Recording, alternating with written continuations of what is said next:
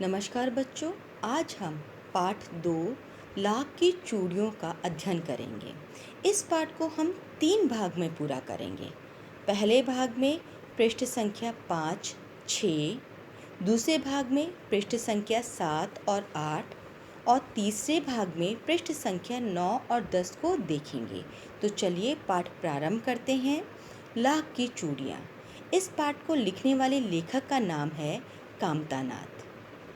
सारे गांव में बदलू मुझे सबसे अच्छा आदमी लगता था, क्योंकि वह मुझे सुंदर सुंदर लाख की गोलियां बनाकर देता था। मुझे अपने मामा के गांव जाने का सबसे बड़ा चाव यही था कि जब मैं वहां से लौटता था तो मेरे पास ढेर सारी गोलियां होती, रंग बिरंगी गोलियां जो किसी भी बच्चे का मन मोह ले। यहाँ पे लेखक बताते हैं कि जब वे छोटे थे तब उन्हें बदलू नाम के एक व्यक्ति बहुत पसंद थे, क्योंकि वह उन्हें सुंदर सुंदर लाख की गोलियां बनाकर देते थे। बदलू उनके मामा के गांव में रहा करते थे। इस कारण से उन्हें अपने मामा के गांव जाना बहुत ही पसंद था, क्योंकि जब वे वहां से लौटते थे तब उनके पास में ढेर सारी रंग बिरंगी गोलियां होती थी जो किसी भी बच्चे का मन मोह लेती थी। वैसे तो मेरे मामा के गांव का होने के कारण मुझे बदलू को बदलू मामा कहना चाहिए था, परंतु मैं उन्हें बदलू मामा न कहकर बदलू काका कहा करता था, जैसा कि गांव के सभी बच्चे उन्हें कहा करते थे। यहाँ पर लेखक बताते हैं कि बदलू रिश्ते में उनके मामा लगते थे, क्योंकि वह उनके मामा के गांव के रहने वाले थे, परंतु वह उनको बदलू मामा नहीं कहते थे, उन्हें बदलू काका कहा करते थे। कारण यह था कि गांव के सभी बच्चे बदलू को बदलू काका कहा करते थे। इस कारण से लेखक भी उन्हें बदलू काका कहा करते थे। बदलू का मकान कुछ ऊंचे पर था। मकान के सामने बड़ा सा सहन था, जिसमें एक पुराना नीम का वृक्ष लगा था। उसी के नीचे बैठकर बदलू अपना काम किया करते थे। लेखक बताते हैं कि बदलू का मकान ऊंचे पर बना हुआ था और उनके घर के सामने बड़ा सा आंगन था, जिसमें एक पुराना नीम का वृक्ष लगा हुआ था। उसी के नीचे बैठ के बदलू अपना काम किया करते थे। बगल में ही भट्टी दहकती रहती, जिसमें वह लाख पिघलाया करते। सामने एक लकड़ी की चौखट पड़ी रहती, जिस पर लाख के मुलायम होने पर वह उसे सलाख के समान पतला करके चूड़ी का आकार देते। लेखक यहाँ बताते हैं कि लाख को पिघलाने के बाद में, मुलायम करने के बाद में एक लकड़ी की बनी पट्टी पर उस लाख को बदलू पतला किया करता और चूड़ी का आकार दिया करता।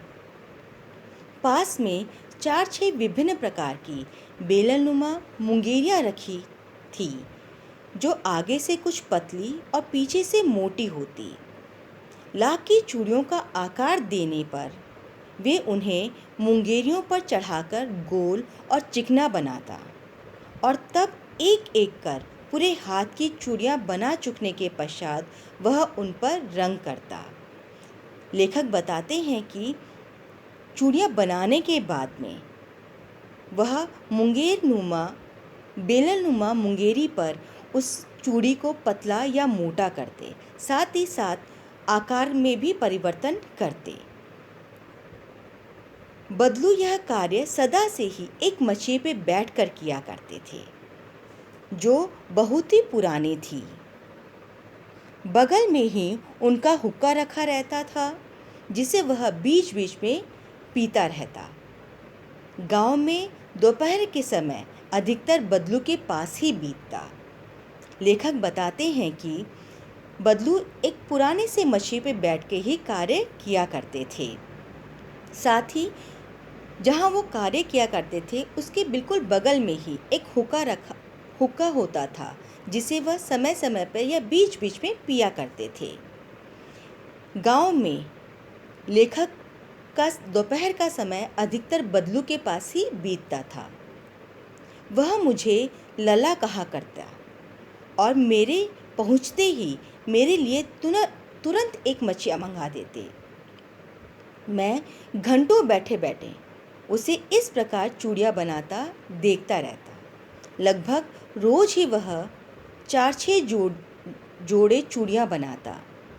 पूरा चूड़ा बना लेने के बाद वह उसे बेलन पे चढ़ाकर कुछ क्षण चुपचाप देखा करता, मानो वह बेलन न होकर किसी नववधू की कलाई हो। लेखक बताते हैं कि बदलू उन्हें लला के नाम से पुकारा करते थे। साथ ही यह बताते हैं कि जब लेखक बदलू के पास जाते थे तो उन्हें बैठने के लिए एक छोटा मछिया मंगवा दिया करते थे। मछिया खाट का छोटा रूप होता है। लेखक घंटों वहाँ बैठकर बदलू को चूड़ियाँ बनाते हुए देखते थे। बदलू जब चूड़ी बना लेते थे तब बेलन को इस प्रकार से देखा करते थे जैसे वो चूड़ियाँ किसी नववधू की कलाई पर सजी हो। बदलू मनिहार था। चूड़ियाँ बनाना उसका पैतृक पेशा था और वास्तव में वह बहुत ही सुंदर चूड़ियाँ बनाता था। लेखक हमें यहाँ ये बताते हैं कि बदलू मनिहार था। मनिहार वे व्यक्ति होते हैं जो चूड़ी का कार्य करते हैं, अर्थात चूड़ी बनाने का कार्य करते हैं। चूड़ियाँ बनाना बदलू का पैतृक पेशा था, अर्थात उनके माता पिता, उनके दादा, मतलब पूर्वजों से ही उनके घर में यही कार्य होता आ रहा था।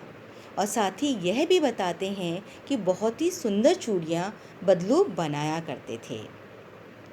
उनकी बनाई हुई चूड़ियों की खपत भी बहुत थी।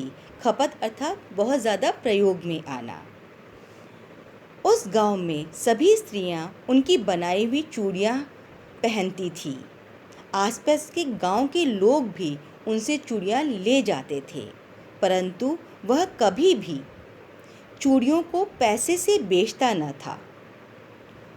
उसका अभी तक वस्तु विनिमय का तरीका था और लोग अनाज के बदले उससे चूड़ियाँ ले जाते थे। लेखक हमें यहाँ बताते हैं कि बदलू की चूड़ियाँ न ही सिर्फ उनके गांव में बल्कि आसपास के गांव में भी बहुत प्रसिद्ध थी, अर्थात आसपास के गांव की औरतें भी बदलू से ही चूड़ियाँ लेने आती थी। परंतु बदलू जो था चूड़ियों को पैसों में नहीं बेचता था, बल्कि उसका आज भी वस्तु विनिमय का तरीका था। वस्तु विनिमय का अर्थ है एक वस्तु के स्थान पर दूसरी वस्तु को लिया जाना, अर्थात उसे पैसे न लेकर बल्कि अन्य वस्तु उसके बदले में ले लेना। इसीलिए लोग अनाज के बदले बदलू से चूड़ियाँ ले जाया करते थे। बदलू स्वभाव में बहुत सीधा था। मैंने कभी भी उसे किसी से झगड़ते नहीं देखा। हाँ, शादी विवाह के अवसर पर वह अवश्य जिद पकड़ जाता था। जीवन भर चाहे कोई उससे मुफ्त चूड़ियाँ ले जाए, परंतु विवाह के अवसर पर वह सारी कसर निकाल लेता। आखिर सुहाग के जोड़े का महत्व ही और होता है। मुझे याद है मेरे मामा के यहाँ किसी लड़की के विवाह पर ज़रा से किसी बात पर बिगड़ गया था और फिर उसको मनाने में लोहा लग गया था। लेखक बताते हैं कि बदलू स्वभाव में बहुत ही सरल और सीधे स्वभाव का था। वह कभी भी किसी से झगड़ा करते हुए उन्होंने बदलू को नहीं देखा था, लेकिन हाँ, विवाह के अवसर पे वो जिद पकड़ लिया करता था, अर्थात मुंह मांगा मोल लिया करता था। तब वो पूरी कसर निकाल लिया करता था। एक बार इसी प्रकार से लेखक ने बदलू को बिगड़ते हुए देखा। जब उनके मामा के यहाँ किसी का विवाह था, उस समय वह बिगड़ गया और उसे मनाने में लोहा लग गए, अर्थात उसे बहुत ही मिन्नतें करनी पड़ी, तब जाके वह माना। विवाह में इसी जोड़े का मूल्य इतना बढ़ जाता था कि उसके लिए उसकी घरवाली को सारे वस्त्र मिलते, ढेरों अनाज मिलता, उसको अपने लिए पगड़ी मिलती और रुपए जो मिलते सो अलग। लेखक बताते हैं कि जो सामान्य चूड़ियाँ वो अनाज के बदले में दिया करता था, विवाह के अवसर पे इसी जोड़े का मूल्य बहुत बढ़ जाता था और इसी बढ़े हुए मूल्य के अंतर्गत उसे अपनी घरवाली के वस्त्र, ढेर सारा अनाज, पगड़ी और तो और उसके रुपए भी मिलते थे। तो बच्चों, आज हमने इस वीडियो में पृष्ठ संख्या 5 और 6 के बारे में पढ़ा। दूसरे वीडियो के अंदर हम पृष्ठ संख्या 7 और 8 के बारे में चर्चा करेंगे।